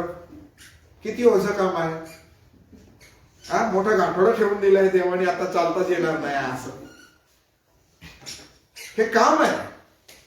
आम्ही काय काम करायला पाहिजे? हे जग तुम्हाला काय देण्यास देईल ना, तुम्हाला खूप राबवून घेईल. या जगात तुम्हाला खूप कष्ट आहे. तुम्ही थकलात तरी तुमची कोणी पर्वा करणार नाही. त्यांना पाहिजे काम. ते काम पूर्ण केल्याशिवाय तुम्हाला पैसे देणार नाही. तुम्ही काम चुकारपणा केला तर तो काय म्हणेल, मी तुझे पैसे कापून घेईन. मला समजत नाही की इतकं चांगलं काम देवाने आम्हाला दिलं आहे ना, ओझं वाटत आहे ना काय वाटत आहे, तरी आमचं विश्वास करण्याची जी क्रिया आहे, हे काम आहे, हे पण करायला लोक तयार नाही आहे. मग काय जड वाटतं मला समजत नाही. मला लोकांना विचारावं लागेल, आता रिसर्च करावं लागेल की काय जड काम आहे हे विश्वास करायचं काम आहे. ते कशाला होतंय? हे मन जे आहे ना, हे तयार नाही आहे. पण प्रभू काय सांगतोय? हेच केल्याच्या द्वारे काय सांगतोय? तो रिस्टोर करू शकतो, तो घडवू शकतो, तो सिद्ध करू शकतो. फक्त ऐका. त्या विश्वासाचा संयोग होऊ द्या. सुवार्तेचा वचनाचा संयोग होऊ द्या विश्वासाबरोबर, जेणेकरून तो लाभदायक ठरेल. तुम्हाला नवीन जीवनाचा अनुभव येईल, नवीन व्यक्तिमत्वाचा अनुभव येईल, नूतनीकरणाचा अनुभव येईल. आणि हे लक्षात ठेवायचे प्रियानो. आणि म्हणून तो म्हणतो, देवाचे काम हेच आहे की ज्याला त्याने पाठवलंय त्याच्यावर तुम्ही विश्वास ठेवावा. आणि म्हणून प्रभू पुढे काही वचनांमध्ये म्हणतो, तर माझा पिता स्वर्गातून येणारी खरी भाकर तुम्हाला देतो. आणि म्हणतो, कारण जो स्वर्गातून उतरतो व ज्याला जीवन देतो तोच जीवनाची भाकर होईल, असं तो पुढे काही वचनांमध्ये म्हणतो. आणि पुढे म्हणतो, मीच जीवनाची भाकर आहे. जो माझ्याकडे येतो त्याला कधीही भूक लागणार नाही. कधीही भूक लागणार नाही. एवढंच नाही, जो माझ्यावर विश्वास ठेवतो त्याला कधीही तहान लागणार नाही. पिता जे मला देतो ते सर्व माझ्याकडे येईल, आणि जो माझ्याकडे येतो त्याला मी मुळीच घालवून देणार नाही. हे प्रभूचे शब्द आहे. तो बोलतो आहे की मी जिवंत भाकर आहे. आणि मग पुढे म्हणतो आहे, जो कोणी पुत्राला पाहून त्याच्यावर विश्वास ठेवतो त्याला सार्वकालिक जीवन प्राप्त झाले आहे. त्याला मीच शेवटल्या दिवशी उठवीन. मी स्वर्गातून उतरलेली भाकर आहे, असं प्रभू म्हणतो पुढे. आणि पुढे अजून म्हणतो की ज्याने मला पाठवले त्या पित्याने आकर्षित केल्याशिवाय कोणीही माझ्याकडे येऊ शकत नाही. ही एक गोष्ट जी आहे ना, ही पाहिजे. हे पाहिजे. कोणती? पित्याने आकर्षित केल्याशिवाय कोणीही माझ्याकडे येऊ शकत नाही. एखाद दिवशी तुम्हाला याविषयी पर्टिक्युलर सांगेल, हे कोणतं आकर्षण आहे, पिता कसा आकर्षित करतो. हे विषय, वेगवेगळे विषय या ठिकाणी आहे. परंतु जीवनाच्या भाकरीविषयी सांगत आहे, तर मी तुम्हाला ते सांगतो आहे की तो म्हणतो, जो माझ्यावर विश्वास ठेवतो त्याला सार्वकालिक जीवन प्राप्त झाले आहे. मी जीवनाची भाकर आहे. स्वर्गातून उतरणारी भाकर अशी आहे की ती जर कोणी खाईल तर तो मरणार नाही, असं म्हटलेलं आहे. आणि स्वर्गातून उतरलेली जिवंत भाकर मीच आहे. या भाकरीतून जो कोणी खाईल तो सर्व काळ जगेल. जी भाकर मी देईन ती माझा देह असून ती जगाच्या जीवनासाठी आहे, असं म्हटलेलं आहे एका वचनामध्ये. आज आम्हाला माहिती आहे, आज प्रभू भोजन आहे, नाही का? हे घेणं किती महत्वाचं आहे याचं मोल समजा. हा प्रभूने लावून दिलेला विधी आहे. परंतु तो काय म्हणतोय, जी भाकर मी देईन ती माझा देह असून ती जगाच्या जीवनासाठी आहे, असं म्हटलेलं आहे. पुढे म्हणतो, मी तुम्हाला खचित सांगतो, तुम्ही मनुष्याच्या पुत्राचा देह खाल्ला नाही व त्याचे रक्त प्याला नाही तर तुमच्यामध्ये जीवन नाही आहे. म्हणून अनेक वेळेला आपण आम्ही काही वेळेला निघून जातो. का निघून जातो? आपण परीक्षण करतोय, परंतु त्याची सुधारणा करत नाही. काही लोकांना मी बघतो, वर्ष न वर्ष त्या गोष्टीची सुधारणा नाहीये. जस्ट आपण निघून जातो. सुधारणा कधी करणार आहे? इथं काय म्हणत ते जीवन नाही आहे जर तुम्ही ते खात आणि पेत नाही तर.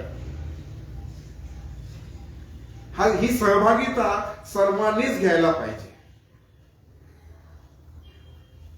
म्हणून तो म्हणतो आहे, माझा देह खरे खाद्य व माझे रक्त खरे पेय आहे. जो माझा देह खातो व माझे रक्त पितो तो माझ्या मध्ये राहतो व मी त्याच्यामध्ये राहतो. त्याच्यामध्ये राहण्यासाठी मला हे करावं लागणार आहे. जर मी त्याच्यामध्ये राहू इच्छितो तर मला त्याच्यात सहभागिता घेणं गरजेचं आहे. आणि म्हणतो पुढे, जो मला खातो तोही माझ्यामुळे जगेल. स्वर्गातून उतरलेली भाकर हीच होय. तुमच्या पूर्वजांनी भाकर खाल्ली तरी ते मेले, हे तसे नाही. ही भाकर जो खातो तो सर्व काळ जगेल असं वचन म्हणते. आणि म्हणून या ठिकाणी आम्ही पाहतो काही संशय धरणारे शिष्य त्या ठिकाणी आहे आणि ते म्हणतात, त्या शिष्यांपैकी पुष्कळ जण हे ऐकून म्हणाले, हे वचन किती कठीण आहे, हे कोण ऐकून घेऊ शकतो? वचन अनेक वेळेला कठीण वाटायला लागून जातं. हे खूप जड आहे, हे ग्रहण करता येत नाही आहे, हे ऍक्सेप्ट करता येत नाही, हे मान्य करता येत नाही आहे. आता हे जे या ठिकाणी सांगितलं आहे जीवनाच्या भाकरीविषयी, प्रभू जेव्हा स्वतःविषयी सांगतो आहे, तर या ठिकाणी काही शिष्य आहेत, त्यांना हे कठीण वाटत आहे. हे कोण ऐकून घेणार आहे? हे कोण ग्रहण करणार आहे? आपली पण अनेक वेळेला परिस्थिती तशीच असते. हे आमच्यासाठी फार जड आहे, कठीण आहे, हे कोण ग्रहण करणार? परंतु ग्रहण केल्याशिवाय पर्याय नाही आहे. काही बिमारी असे असतात की त्यांना औषधाशिवाय ते बऱ्या होत नाही. आपण म्हणतो तर मनुष्य औषध उपचार घेतो, मग ते औषध कडू जरी असलं तरी आपण ते घेतो. ते घेतलं नाही, ते कडू आहे म्हणून मला घ्यायचं, पण तुम्ही बरे कसे होणार? तुम्ही बरे कसे होणार? त्याच्यानेच कडूच औषधाने जर तुम्ही बरे होणार आहे तर तुम्हाला ते इच्छा नसतानाही घ्यावा लागेल, तोंडाला टेस्ट नसतानाही घ्यावा लागेल. कारण औषध त्या स्थितीमध्ये खूप कडू लागतं, पण ते घ्यावं लागतं. तसं अनेक वेळेला वचन आमच्या जीवनामध्ये आम्हाला टोचणी देतं, आमच्या झळती घेतं, आम्हाला तपासतं, आम्हाला सांगतं की इथून हे ग्रहण कर, याला मान्य कर, याचा स्वीकार कर, याचा विश्वास कर. तेव्हा ते काम करतं, तो अनुभव देतो, परिवर्तन देतं आणि आपल्या आध्यात्मिक जीवनाची उन्नती ते घडवून आणत असतं. आणि म्हणून म्हटलंय, आत्मा हा जिवंत करणारा आहे आणि देहापासून काही लाभ नाही, जे वचन या ठिकाणी आपण पाहिलेलं आहे. तरी तो म्हणतोय की तरी विश्वास ठेवत नाही असे तुमच्यामध्ये कित्येक आहेत, असं तो म्हणतो. कारण त्या ठिकाणी जे आहे ते अडखळणारे काही लोक होते आणि काही लोक तिथून त्याला सोडून निघून गेले आणि पुन्हा ते त्याच्या मागे चालले नाही. कारण त्यांनी ते जीवनाचं वचन नाकारलं, त्याकडे दुर्लक्ष केलं, ती भाकरीकडे त्यांनी दुर्लक्ष केलं. पण येहेजकेल म्हणतो की एक जे हड्डी आहे, सुकलेल्या आहे, शुष्क झालेल्या आहे, जर प्रभूची इच्छा आहे की त्यांनी ऐकावं. आणि येहेजकेल संदेशाने सांगितलं की हे प्रभूची वाणी आहे, तुम्ही ऐका, परमेश्वराची वाणी आहे, तुम्ही ऐका. तर ऐकून किती मोठं रिस्टोरेशन होतं, किती मोठं कार्य घडतं, पुनर्जीवनाचं कार्य होतं. जी व्यक्ती मरून पूर्णपणे संपून गेलेली आहे तिला देखील प्रभूने त्या हाडांना त्या रिस्टोर केलेलं आम्हाला पाहायला मिळतं. आम्हालाही देव हे करेल प्रिया, आम्हालाही प्रभू घडवेल. आमच्या व्यक्तिमत्वाला, आमच्या कुटुंबाला, कदाचित आमच्या व्यक्तिमत्वाला एखाद्या व्यक्तीला पर्टिक्युलर जगामध्ये अवॉइड केलं जाईल, टाकलं जाईल, निराश होऊन जाईल. कुटुंब एखादं असं आहे जे बाहेर पडता येत नाही आहे, त्या कुटुंबामध्ये अनेक अडचणी आहेत. पण प्रभूला सांगा ना, एक सैन्य तयार केलं प्रभूने, आपले 4 लोक तयार नाही होणार का? रिस्टोर करून प्रभूने सैन्य तयार केलं. ते हड्ड्या जेव्हा जोडून तयार झाले तर ते सैन्य म्हटलं आहे. आमचे 4-5 लोक असतात घरामध्ये, तरी रिस्टोर होत नाही. काय प्रभू ते नाही करणार का? तो येहेजकेलला सांगितल्याप्रमाणे तुम्हालाही म्हणेल की हे होईल का असं? प्रभूला सांगा ना, प्रभू तुला ठाऊक आहे असं. प्रभूला करायला आवडेल तुमच्या संपूर्ण घराण्याला रिस्टोर करण्यासाठी, तुमच्या कुटुंबाला रिस्टोर करण्यासाठी, पुनर्जीवित करण्यासाठी, घडवण्यासाठी. फक्त एवढंच म्हणा की प्रभूचं वचन ऐका, घरातल्या सर्वांना सांगा की प्रभूचं वचन ऐका, कारण तुम्ही आज बोलू शकता. कारण एका बाजूला एक गोष्ट जी आहे, जी या ठिकाणी दुर्लक्षित केली जाते, जो बोलणारा आहे तो जिवंत आहे आणि ऐकणारे हड्डे आहे ते मेलेले आहे, शुष्क आहे. म्हणून जे तुम्ही जिवंत आहे, ज्यांना सत्य कळत आहे, ज्यांना सत्य समजतंय, त्याचा रोल काय आहे, यांना सांगणं प्रभूचं वचन ऐका. हे जे काम आहे ना, हे घरात करत नाही लोक. का करत नाही माहिती तुम्हाला? हा जिवंत व्यक्ती यांना का सांगत नाही? नातं आपण अनेक जपतो आहे, नाते खूप जपतो आहे, नात्यांमध्ये काही प्रॉब्लेम नाही आपला. पती पत्नी, आजी आजोबा, लेकर नातू, हे खूप आहे आपल्यामध्ये. पण प्रभूचं वचन ऐका हे जे आहे ना, हे सांगत नाही. त्यांची मर्जी, त्यांची इच्छा, हा जिवंत व्यक्ती ना, त्यांची मर्जी, त्यांची इच्छा ऐकू नाही ऐकू, आम्ही काय करू? आम्ही तर करतोय ना प्रार्थना. तुम्ही त्यांना वचन ऐकायला सांगत नाही. देव डायरेक्ट करू शकतो ना, पण देव एखाद्याचा उपयोग करतोय, येहेजकेलचा उपयोग करतोय की सांग असं. काय देवाला तुमचा उपयोग करू द्या, सांगू द्या, तुमच्या मुखातून प्रभूला ती वारी वरवून घेऊ द्या. आम्ही प्रार्थना करतोय त्यांचं परिवर्तन व्हायला पाहिजे म्हणून. किती वर्ष प्रार्थना केल्यावर आतापर्यंत? खूप वर्ष केलं. आता कृती करा. सांगा आता की प्रभूचं वचन ऐका असं. कारण जी प्रभूची इच्छा आहे ना, तिथे परिवर्तन आहे, तिथे जीवन आहे. आणि ही तेच आहे जे प्रभू पण म्हणतोय. आपले अनेक लोकांनी बाप्तिस्मा घेतलेले लोक आहे, पण विधीमध्ये सगळेच लोक भाग घेत नाही. ऐका ना प्रभूचं वचन तुम्ही. ही जिवंत भाकर तुम्ही खा. ही खात नाही, तुमचं जीवन नाही आहे. तुम्हाला जीवन हवं आहे तर ही खावं लागणार आहे. परंतु जे शिष्याने हे ग्रहण केलं नाही, हे वचन त्यांना कठीण वाटलं, ते त्याला सोडून निघून गेले. काय आम्ही त्याला असं सोडून निघून जाणार आहे? आम्ही विधीकडे तसेच जातो. अनेक वेळेला विधीला सोडून जातो. या शिष्याने तो म्हणतो मी जीवनाची भाकर आहे, ते सोडून निघून गेले. आपण त्याच्या मेजाला सोडून निघून जातो. आणि खेदजनक आहे. मेजाच्या सहभागितेमध्ये भाग आम्ही घ्यायलाच पाहिजे. आणि म्हणून तो म्हणतो, यावरून त्याच्या शिष्यापैकी पुष्कळ जण परत गेले आणि ते पुन्हा कधी त्याच्या बरोबर चालले नाहीत. मग प्रभू म्हणतो, येशू 12 शिष्यांना म्हणाला, तुमचीही निघून जाण्याची इच्छा आहे काय? शिमोन पेत्राने त्याला उत्तर दिले, प्रभूजी आम्ही कोणाकडे जाणार? सार्वकालिक जीवनाची वचने आपल्या जवळ आहे. कशाची वचनं आपल्या जवळ आहे? सार्वकालिक जीवनाची वचनं. सार्वकालिक जीवनात तर निघाले आहे, पण ज्याच्याकडे वचन आहे त्याच्याकडे यायला तयार नाही आहे. सार्वकालिक जीवन सगळ्यांनाच पाहिजे आहे, पण जो वचन सार्वकालिक जीवनाची वचन ज्याच्याकडे आहे, गाईडलाईन ज्याच्याकडे आहे, जो मार्ग दाखवणार आहे, त्याचा कोणी ऐकायला तयार नाही. बाकी डायरेक्ट जीवन आम्हाला देऊन दे, इथून डायरेक्ट टप्पा, इथून पहिल्या शिडीवरून डायरेक्ट 100वा शिडीवर, मध्ये कुठेच आम्हाला ब्रेक नाही पाहिजे आहे. डायरेक्ट स्वर्ग पाहिजे आहे. हे जग पण तीच अपेक्षा करते हो. विश्वास मिळाली तसं नाही करायचं. आम्हाला देवाने व्यवस्थितपणे जीवन जगण्याची कृपा पुरवलेली आहे, है की नाही? आणि म्हणून ती स्थिती आम्ही ओळखून घेण्याचा प्रयत्न करायचा आहे. आणि तेच यांनी या ठिकाणी सांगितलेलं आहे. आम्ही विश्वास ठेवला आहे आणि ओळखले आहे की देवाचा पवित्र तो पुरुष आपण आहात, असं तो म्हणतो या ठिकाणी. आम्ही विश्वास त्याच्यावर करायलाच पाहिजे. त्याच्या वाणीवर आम्ही विश्वास करायला पाहिजे. या ठिकाणी लूक 8:11 जर वाचलं तर बी हे काय आहे? देवाचं वचन आहे. देवाचे वचन ऐका, यावर आपलं लक्ष आहे सगळीकडे आता. तर देवाच्या वचनाला आम्ही ऐकायला पाहिजे. पेरणाऱ्याचा दाखला दिला होता, तिथे बी काय आहे? वचन आहे. ते पेरलं गेलं आहे तर ते उगवायला पाहिजे.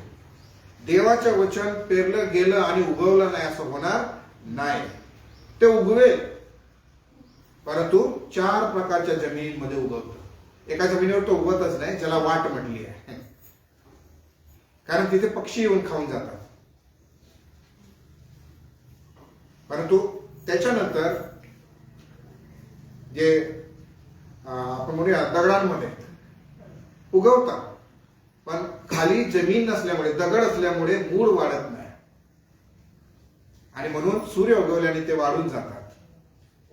काही काटेकुसळ्यांमध्ये पडतात.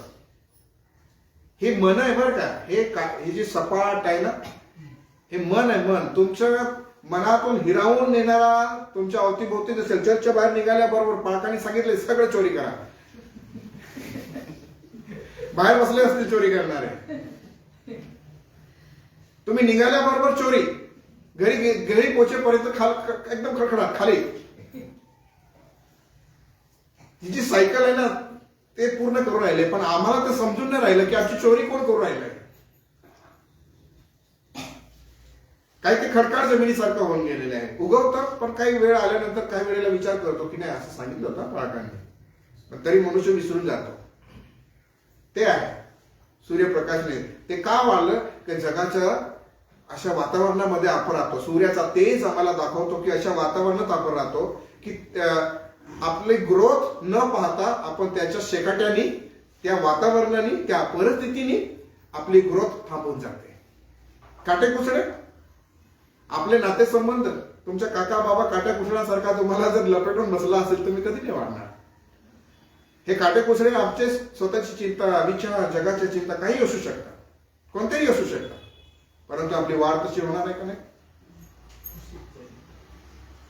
परंतु ज्या सुपीक जमिनीमध्ये पडलं आहे त्याची तुम्ही एकदा हे टेस्ट घ्या. ते काय म्हटलंय, 30, 60, 100.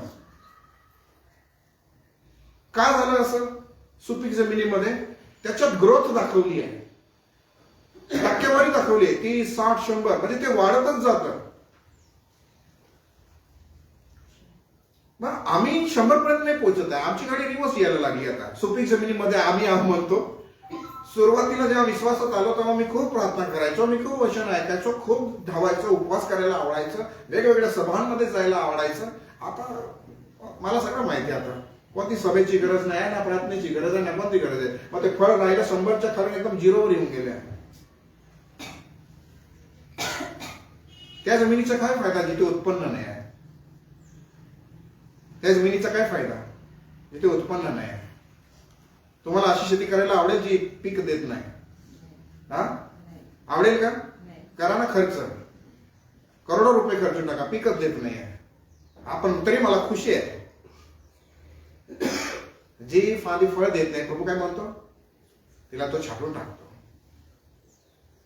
आणि जे फळ कमी येत आहे त्याला छाटतो की अधिक फळ यावे म्हणून.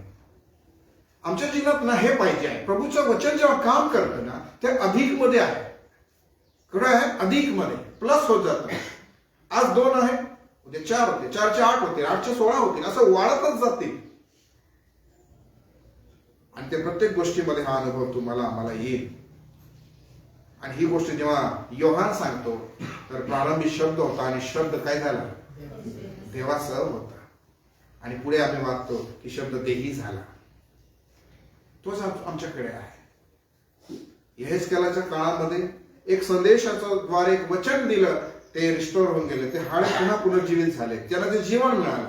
आज आमच्याकडे ख्रिस्त भेटलाय, आम्हाला प्रभू भेटलेला आहे, त्याने आमच्यामध्ये वस्ती केलेली आहे, आमच्यामध्ये तो राहतो आहे.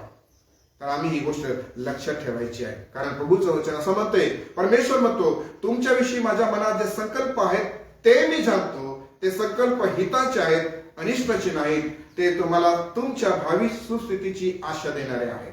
यिर्मया 29:11. भविष्याची सुस्थितीची आशा देणारे आहे. त्यांनी संकल्प केलाय, योजना केलाय की तुमच्यासाठी त्यांनी ही योजना करून ठेवली, आपल्या सर्वांसाठी त्यांनी ही योजना करून ठेवली. तर आम्ही ही मान्य करायला पाहिजे. त्याचे संकल्प वाईट नाही आहे, ते अनिष्टाचे नाही आहे. तुम्ही तुमच्या लेकरांसाठी कधी काटेकुसळे पेरले आहे का? नाही ना. कोण आहे असा पिता जो काटेकुसळे? आम्ही पापी असताना देखील आपल्या लेकरांसाठी काटेकुसळे पेरत नाही. विचार करा तुम्ही, कसे असताना? पापी असताना देखील काटेकुसळे पेरत नाही. तो परमेश्वर आहे. हो, आपल्या लेकरांना थोडा काही त्रास झाला तर आपण त्यांना उचलून, अनेक वेळेला पुरुष तर जाऊ दे, पण कधी कधी महिला जास्त आई जी असते ती किती वेदना, तिला असं वाटतं की ती रडायला लागते लेकराला काय झालं तर. हे ना भावना असतात. आपला प्रभू तो आहे. तुम्हाला त्रास झालेला त्याला आवडेल का?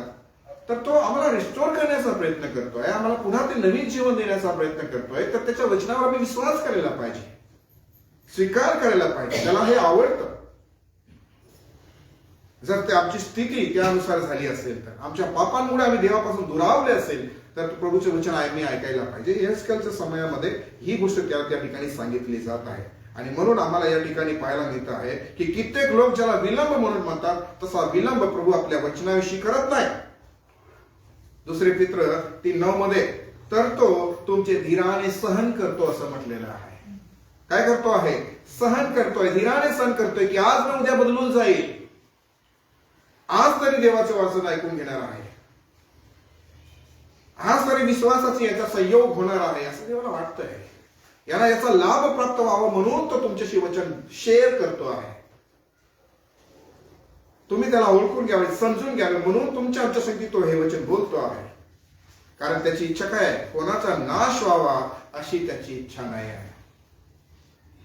नाश त्याला आवडत नाही. आणि तो पण ज्या मनुष्याला त्याने घडवले, ज्या मानवाला त्याने घडवले, त्याची इच्छा नाही की त्याचा नाश व्हावा. तर तो म्हणतो सर्वांनी पश्चाताप करावा अशी त्याची इच्छा आहे. आणि म्हणून प्रियांनो, या जीवनामध्ये तुम्ही आम्ही पाहत असताना ही गोष्ट लक्षात ठेवायची आहे, जे प्रभू आम्हाला सांगतो आहे की प्रभू परमेश्वराचे वचन ऐका, परमेश्वराचे वचन ऐका. जर तुम्ही ते ऐकणार नाही, जर तुम्ही ते समजून घेणार नाही आहे, तर तुम्हाला या वचनाचं सामर्थ्य करणार नाही. हे सजीव आहे, हे सजीव आहे. जितके जास्त बिमार तितक्या जास्त सलाईनी लावतात की नाही? सलाईन लावून पडून राहतात एकदम. खरं सांगतो तुम्हाला, ते चित्र ते आवडतं का? हे आवडेल शास्त्र घेऊन बसलेलं, सलाईन लावून बसलेले किंवा हे तसंही नाही. याच्यात तुमचे आम्हाला आमची इच्छा नसतं की आम्हाला सलाईन लावावं असं, पण आम्हाला माहिती आहे आमचा त्रास तेवढा म्हणून आम्ही ते लावतो. याच्यासाठी जशी सलाईनचं कनेक्शन असतं ना, बिलकुल तसं कनेक्शन करून घ्या. सलाईन आपण लावून देतो ना, तर का लावतो? त्याच्यात सगळे डोस देऊन देतात सगळे. नर्सेस लोक आणून त्याच्यात बाटलीमध्ये बसत राहतात. सगळं आपल्यामध्ये ते जोपर्यंत आपल्याला पूर्णपणे बरं करत नाही तोपर्यंत ते देतच राहतात. एक काम करायचं आहे, तुम्हाला आम्हाला या वचनाला एवढं महत्व द्यायचं आहे, या प्रभूच्या वचनाला आम्हाला महत्व द्यायचे. आणि आपला विश्वास आहे की जर तुम्ही यानुसार कराल तर प्रभू तुम्हाला नक्कीच याच्या सामर्थ्याचा अनुभव देईल. हे सजीव आहे, हे सक्रिय आहे, हे तुम्हाला सांभाळेल. हे तुमचे मनचे विचार आणि हेतू जाणून तुम्हाला प्रभूच्या मार्गावर चालण्यासाठी शिकवेल. म्हणून यहेजकेलला सांगितलं की जा संदेश दे की प्रभू परमेश्वर शुष्क असतील ऐका, परमेश्वराचं वचन ऐका. परमेश्वर बोलतो आहे, तो तुम्हाला मांस देईल असं जर सांगितलं तर त्या हड्यांना मांस नाही का, त्यांना एकत्र केलं, त्यांना श्वास दिला. आम्हाला पण ते पाहिजे. तो तुम्हाला तारण दिलं असं म्हटलं तर तो देईल म्हणजे देईल. हड्यांना मांस दिलं सांगितलं ना, तो देईल. तुम्हाला तो पवित्र देईल सांगितलं ना, तर तुम्हाला ते पवित्र देईल. तुम्हाला धार्मिक जीवन पाहिजे आहे ना, तर तो देईल ना. तुम्हाला पवित्र जीवन पाहिजे आहे ना, तो देईल ना.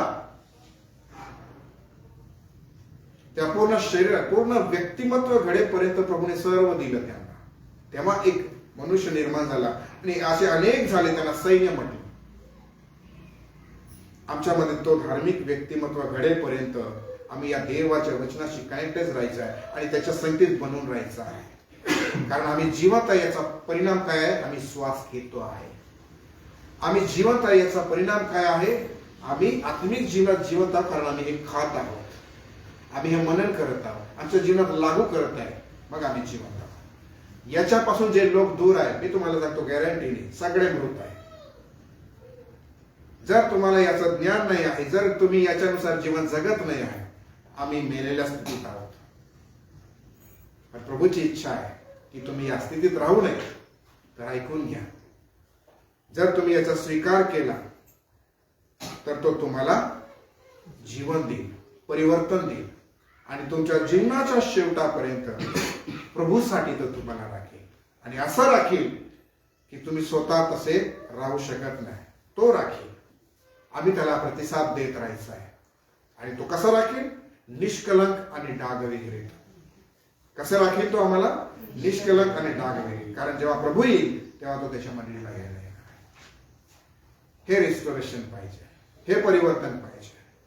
म्हणून येहेस्केलच्या या दृष्टांतामधून म्हणूया, या शास्त्र भागामधून म्हणूया की त्यांनी आम्हाला प्रभूच्या कार्याविषयी, प्रभू काय करू इच्छितो त्याच्या इच्छेविषयी, त्याच्या योजनेविषयी, त्याच्या कृतीविषयी, त्याच्या सामर्थ्याविषयी या गोष्टी शिकवल्या आहेत. त्यानुसार आम्ही ग्रहण करायला पाहिजे. म्हणून वचन परमेश्वराचं आहे असं म्हणू नये का? वचन परमेश्वराचं आहे असं म्हणू नये का? आणि परमेश्वर देव तुम्हाला यानुसार आशीर्वादित करेल. ठीक आहे, प्रार्थना करू.